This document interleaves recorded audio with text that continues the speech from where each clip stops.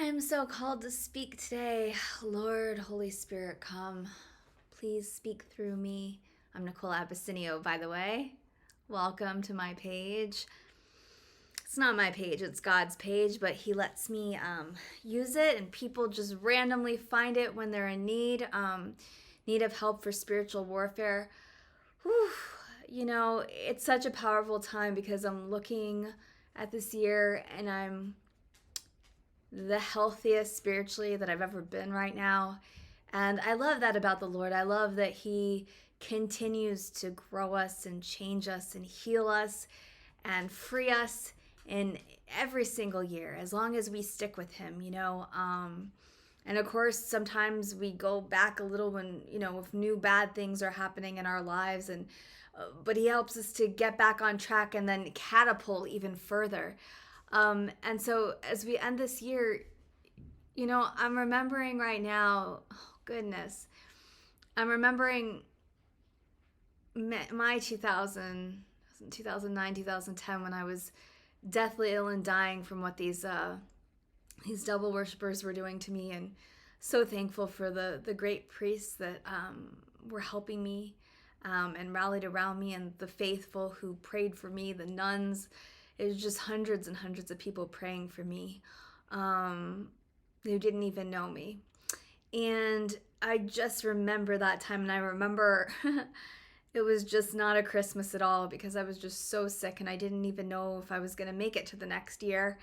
And I had this little, I didn't want to get a regular tree because, and I know the whole thing, it's pagan, it's not pagan. I've never been really into like the whole decorations thing, but I like having a tree. I don't usually have one for myself, but I like seeing them and having them at other people's houses and families' houses and stuff. But anyways, I had just this little Charlie Brown tree, which if you don't know what that is, it's like this really pathetic looking Christmas tree. And it's like this big. It's the Charlie Brown Christmas tree, which just means that like your Christmas stinks and it's just bad. It's just a bad year. But I was so encouraged by this little tree because it was still alive. And while it was kind of a mess and it was sick and it was just pretty pathetic, it had a chance and it had hope. And I know that the holidays are a really hard time for a lot of people. And, this holiday should be a hard time for me probably, but it's not. It's an amazing, amazing Christmas. And it's been one of the best Advents that I've ever had. And I just want to encourage all of you because the Lord, I know I always talk about spiritual warfare, and it's all a battle, but the Lord is so near. He's so with us and so present. And so that's the thing. If you're feeling lonely, or if you're feeling displaced, or you had a difficult year, or you're afraid of what's coming next year, or all these different emotions that come up during the holidays, or you maybe not getting along with your family or extended family, and there's so much division now. In fact, I'm going to be praying for all of you. I'm praying for families through Christmas because I feel like division with everything that's going on in the country is and not only that, but just the enemy always demonically attacks extra hard at Christmas because he doesn't want people united. He doesn't want that familial love. He doesn't want, everybody focused together on Jesus and going to mass, even for all the people who never go except on Christmas, and or being thankful for things that they normally take for granted, or being more into corporal works and wanting to help people. They don't help anybody the rest of the year. It's just a very, very, very, it is a very powerful time for God. And because it's such a powerful time for God, it's also a time that really, really makes the enemy mad. And so he throws temper tantrums and he tries to attack more. And so I think staying aware of that is very important. But I also think he wants to play on people's emotions right now. The enemy wants to make you miserable. He doesn't want you to be close to Jesus. He doesn't want you to be grateful. He wants you to focus on the negative right now. And so maybe you're catching my video because you are feeling lonely or depressed or sad, or are, in anguish or mourning for so many different reasons. And those are all emotions that are very real, and it's okay. It's okay to feel them, but take them to Jesus. Take them to the Lord and take them to the altar, because I think that it is not, what's the word for it, a trick of the enemy or a good strategy of his to keep us away from him when we're going through difficult times. We kind of back off, or we kind of stay away from the Lord. And the reason that we'll distract ourselves with television, or we'll distract ourselves with people, or all these different worldly things that we can go to, because we know that if we go to Jesus, that it's going to hurt. Because we're going to have to look at those things that we don't really want to face, we don't really want to think about, we don't really want to deal with. So we're kind of trying to check out into these other things and kind of like, be very worldly, or kind of stay in that carnal flesh. But here's the thing, that that beauty, that healing, that peace, that joy, all those things that you're really longing for, that you want, are going to happen when you push through and you go and spend that time with God. Like the Bible says, could you not watch for 1 hour?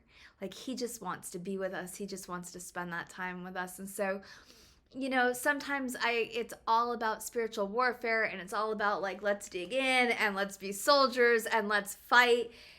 And sometimes he can do the fighting for us. I mean, he's always doing the fighting for us. But I mean, sometimes it's okay to just go to him and just sit with him and just kind of rest in him and let him do the fighting. And I feel like now may be a good time to do that he wants us to have that rest. So I want to see if the Lord has anything else, because I feel like there's something else really important that the Lord wants me to talk to you about. There's somebody that's watching, that's going to be watching, and the power of the Holy Spirit that needs to hear a message that's going to change their life in a profound way.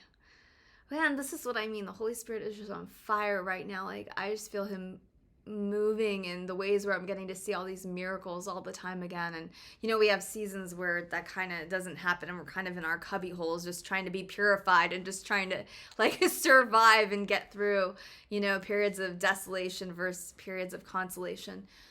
But I just ask that the Holy Spirit speak through me of what that is. Lord, Holy Spirit, show me what that is. Oh my goodness. Oh, wow. Okay. This is about degrading others.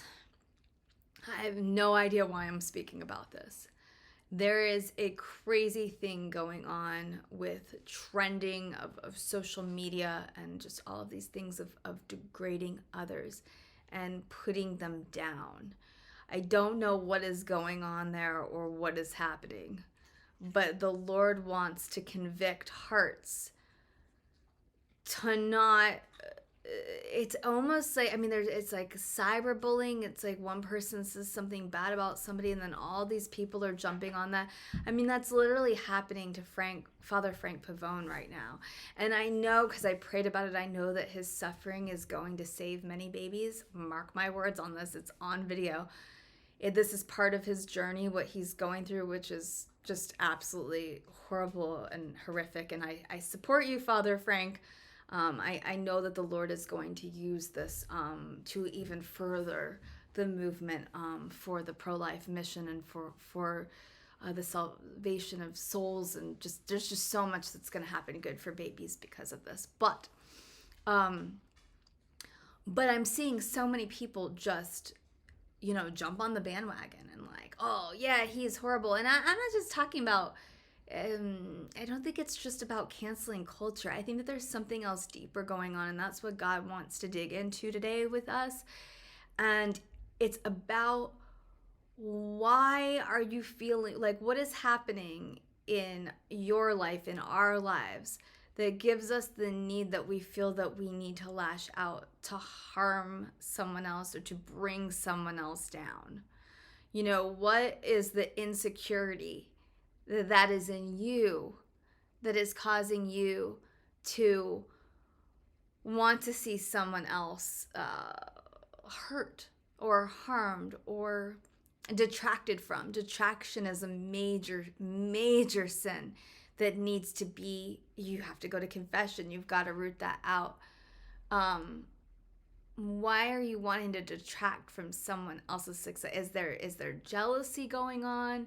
Is it, because you want to be with, there's a difference between jealousy and envy. A spirit of jealousy is you want to be with that person and you're upset that you're not part of what they're doing. And then there's envy where you actually want what they have. You want their blessing. So I think focusing on what's going on in your own life, in your own circumstance, that is making you feel those bad feelings towards that person, that you feel is unfair, unjust. I think a lot of people are maybe, keeping those things under the surface. But I know that the Lord wants you to bring that to God and just lay it on the altar and show him, and here's the thing, guys, it's okay to be honest with God because he knows your heart anyways. Okay, he knows every thought that you have. He's counted every hair on your head. There's nothing that he doesn't know, but he wants to have that dialogue with you. He wants to have that conversation, but you can be honest with him. Okay, you can say anything you want, and it's he can take it. That's one thing that I learned along the way. If you're mad, tell him you're mad. If you're hurt, tell him you're hurt about something that happened. Maybe you blame him for something that he didn't even do. Maybe you're lashing out because you're just blaming everybody else for something that you did, or something that happened to you is getting projected onto other people. But I truly believe that this Christmas, I know that this Advent season, and it's not over yet. We've got days now. We're still on countdown, okay? God wants to heal you. God wants to heal your heart. So I ask that you invite him to just close your eyes and invite him to not only come into your heart, but ask Jesus to give you his sacred heart, because his heart is big enough. And there's a scripture that says, take my heart of stone and replace it with your heart of flesh.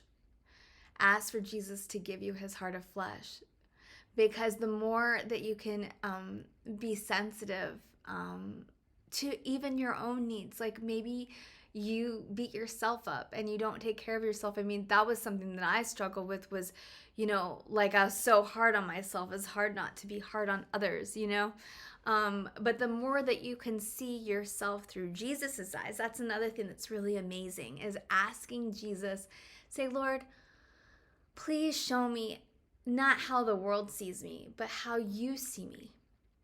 How do you see me, Lord? Show me, close your eyes, see if he'll give you a vision, or give you a word, or lead you to a scripture, or give you a memory or an experience of how God sees you. Because I really believe that he wants to do that for you. And I think that the world is a very, very, very difficult, very harsh place, and I understand why a lot of people are hurting. And the world is constantly trying to tell us who we are. But guess what? We're not any of that. We're not what the world says we are. We're who Jesus says we are. And the more that we can understand that and accept it and embrace it and powerfully live that, not only does it evangelize, because people are like, wow, what do they have? I want more of that. How did they have that joy and peace? It's because we know that we belong to Christ and he's done so much for us. He literally died for us. Think about that. And we're in his bloodline. Just think about it. We're literally crowned in splendor and glory in the bloodline of God himself. What does that say about us? And then think about that. Why? Of course the enemy's mad at us, because Satan was one of God's angels and he gave it all up. He literally threw away this amazing gift of being God's. And we get to be God's, and he can't take that back. But what's so amazing is, even if you've been denying God and you've been denying Christ in your life, you don't have to deny that right now. Because once an angel makes a decision, they can't come back. But as long as we're alive as human beings, we can repent. We can ask God for forgiveness for that, for turning away from him. And there's so many ways that we can turn away from him every day. But I know that the Lord is calling you right now to him. So just say, Lord, I repent. I'm so sorry for this XYZ of all the things that I did to hurt you, and anything, please draw to mind anything that I did to hurt you that I don't even know. And please, anything that was done to me, show that to me so that it can be healed. Because God wants to heal us. He wants to restore us. That's what he's about. He's about healing and he's about restoration. And I think so many of us think that we're not worthy of that healing. We're not worthy of that love. We're not worthy of God's love. We're not worthy of love from others. And where does that even come from? That comes from people not showing us love. That comes from us not showing ourselves love. Because of who we think we are and who everybody's saying that we are on social media, which is, I think, why the bullying is going on. Like, everybody just thinks like that they're crap, so then they treat everybody else like crap. And it's just gonna be a new season. 2023, it's been a rough patch, and no matter what happens, and I'm not saying bad things aren't still coming or things aren't happening and it's craziness. I'm not saying that. I'm saying that we've been prepared. We have been, for years, this has been going on, where God is preparing us so that we can be loud. We can be speaking in the wilderness. We can be bold in our faith. We can stand up for what's right and what's true. We can be fervent in him. Jesus doesn't, he's completely out on the people that are lukewarm. There is no middle ground. You have to be all in for him or you're all against him. You either love him or you hate him. But you know what? We can't hate others unless we hate him. And we can't hate ourselves without hating him. Which takes me back to the John of the Cross. John of the Cross is basically saying that we're always having to go in and dig deeper in to be with him, right? But through that, we have to get a way out of ourselves. He's saying that you have to disappear in order to find him, because he's literally within us. There's so much to it. It's so powerful. But that's the point. The point is that if God is within us and part of us, if we hate ourselves, then we hate God. So I think that's where a lot of the battle comes. A lot of the battlefield is what we actually think of ourselves. And so that's what God wanted me to say today.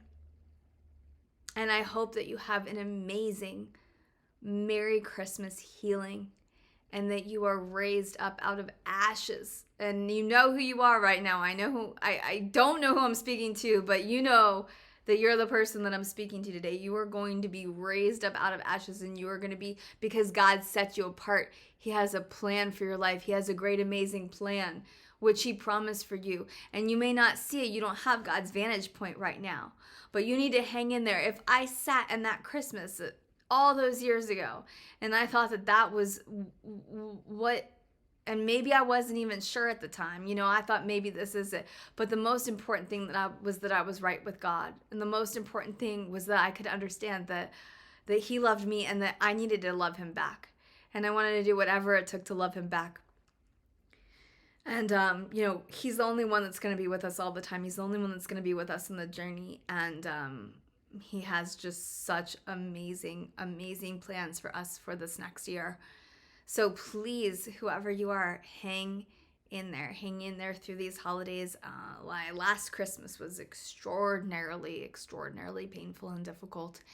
And look at where I am now. It's amazing. It's just so amazing. So I just want to give you that message. You don't know what's coming tomorrow. So just don't give up. Don't need to fight right now. You need to rest.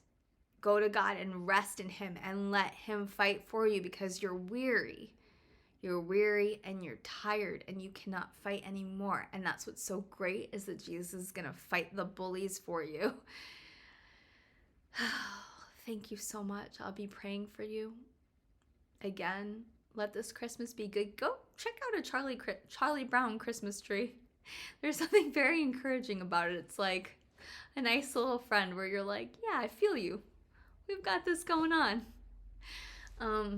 Anyways, God bless. Until next time. This is Nicole Abysinio. See you next year.